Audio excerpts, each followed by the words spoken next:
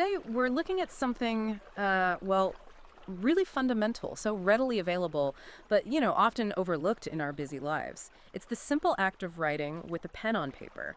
Forget the endless apps for a moment. Today, it's about that tangible connection, ink and page. Exactly. In our search for these complex solutions, we often just bypass the profound power of well, the most basic tools. And who better to guide us through this than our guest today? She's a cognitive psychologist and a leading voice in journaling research. For years, she's explored the really intricate ways this practice shapes our minds. Her work has shed light on how writing can reshape what we remember, bring a sense of calm to anxiety, and even help us sleep better.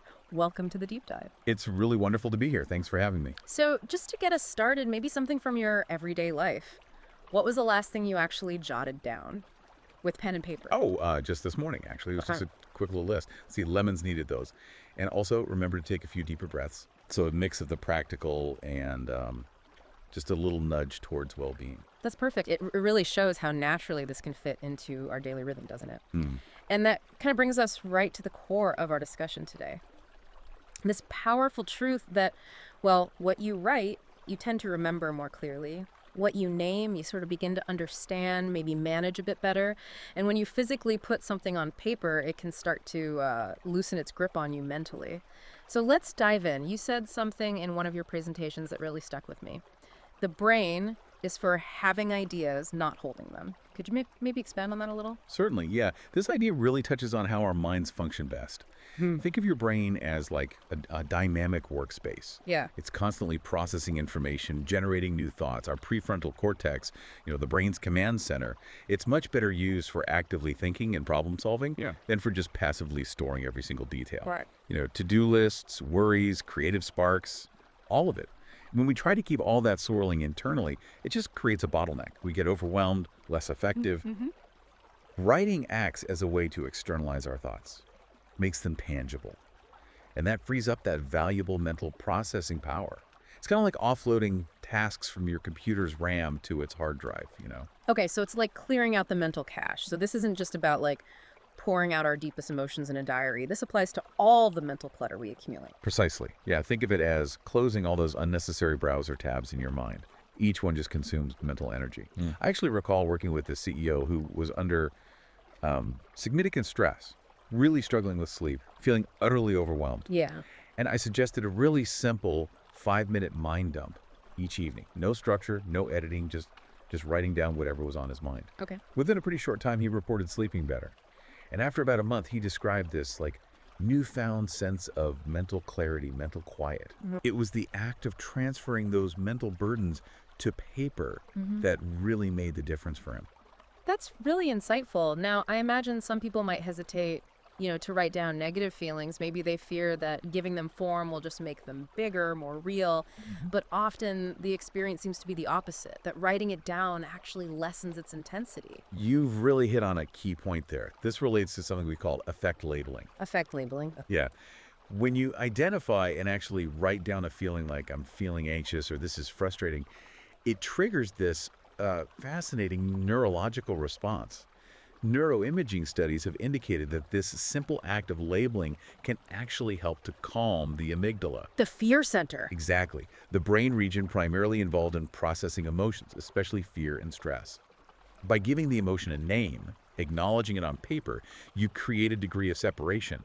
It goes from being this overwhelming sort of undefined sensation to something you've recognized and articulated. So in a very practical way then, pen and paper can become this really accessible and crucially private form of support. Exactly. It's a space where you can express absolutely anything without judgment, without any immediate repercussions.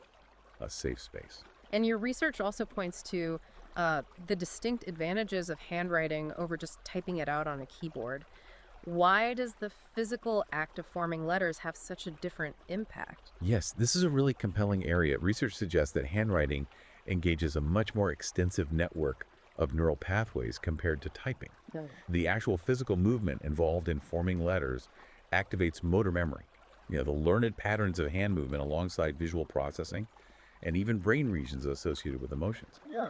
Typing, while it's efficient, sure, it's a more streamlined motor process. Handwriting kind of compels your brain to slow down a bit, Right. to prioritize your thoughts, and to really distill them as you physically create the script. It's just a more embodied experience, integrating sensory and motor information. And that can lead to a richer encoding of that information in your memory. That makes perfect sense. So, for someone listening right now who feels that, familiar weight of overwhelm, Yeah. maybe a demanding day behind them or an uncertain one ahead, where would you suggest they begin with writing? How to start? I often recommend starting with just 3 gentle prompts. Really simple. Just ask yourself, Mm-hmm. right now I feel, Okay. then what I truly need today is, Mm-hmm. and finally, what I can release is. These questions just provide a very simple framework for checking in with yourself, articulating your current state. Mm-hmm. The answers don't need to be long essays or anything. Right. Even just a few words or a short phrase for each can be surprisingly effective in just shifting your mental state a little. I like that. It feels like a very gentle way in, doesn't it? Like a soft touch on the page rather than trying to write a masterpiece. Precisely. The aim isn't perfect prose or, solving all your problems instantly. It's just about honest self-reflection, bringing some of what's internal out into the external world. It makes me think of that powerful quote from Rumi: "Don't get lost in your pain. Know that one day your pain will become your cure." That sentiment seems particularly relevant here when you're writing down feelings, even the difficult ones. It really does. Because the paper, in its own quiet way, offers a space for those feelings to just be witnessed without any judgment at all.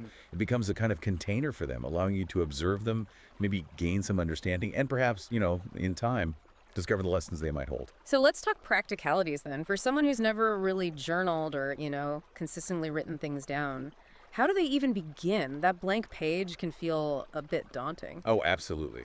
The key is to start incredibly small Yeah. and remove any pressure for perfection. Yeah. Seriously, don't aim for filling pages with profound insights right away. Just begin with 5 lines. That's it, 5 lines. Don't worry about grammar or sounding eloquent. It could be as simple as, the coffee tastes strong today, feeling a little tired, looking forward to that phone call later, sun is shining, need to remember to water the plants. Right. Just observations. Exactly. 5 simple observations or statements.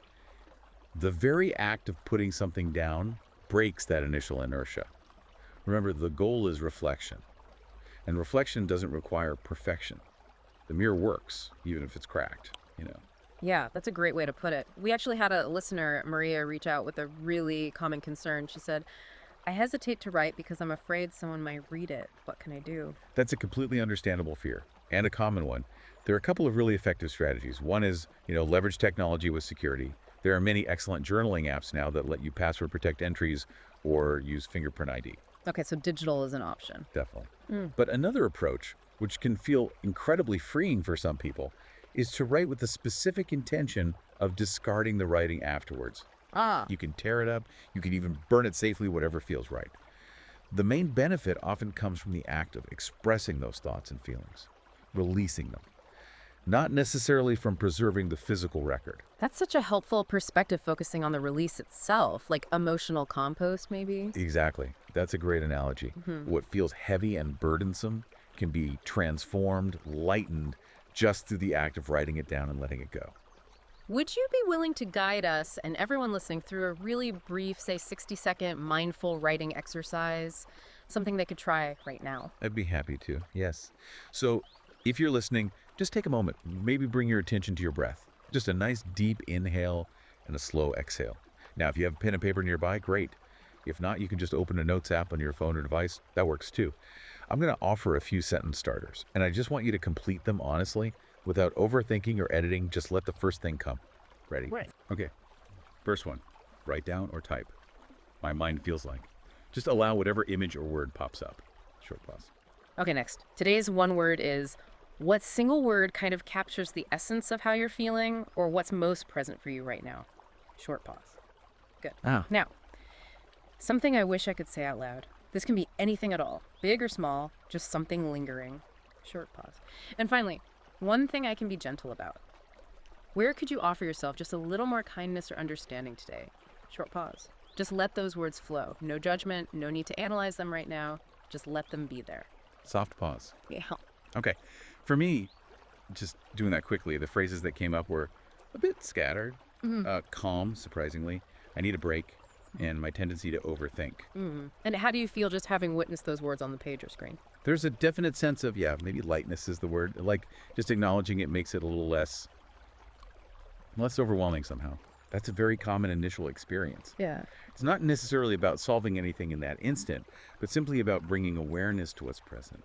And that act of witnessing, just seeing it, can be profoundly valuable in itself. This has been so insightful. You've really illuminated the understated power of something as simple as writing. It's such a powerful reminder that clarity and that sense of calm we're often chasing isn't always found out there in the external noise. It can often be accessed just through the quiet act of putting our own thoughts and feelings down on paper. It's been my absolute pleasure. It's a practice that offers so much, really, with such a minimal barrier to entry. Anyone can do it. So, listeners, here's your gentle invitation for tonight, or whenever you find a quiet moment. Try writing just 5 lines. Seriously, no pressure, no perfection needed. Just a commitment to being present with your thoughts, allowing your writing to be honest, maybe a little raw. And whether you choose to keep those words totally private or perhaps share them with a trusted friend, that choice is entirely yours. Absolutely. Yeah. And remember, even just a few moments of this simple practice can really make a meaningful difference. Next time on the deep dive, we'll be shifting our focus a bit to explore the power of concentration and the surprisingly radical act of doing just one thing at a time. But for now, wherever you may be, maybe allow your shoulders to relax, let your breath deepen just a little. And if you're ready to unwind, you can stay with us for a few moments as we transition into a soothing soundscape designed to gently guide your mind towards stillness. This is the deep dive. Wishing you all a peaceful rest of your day.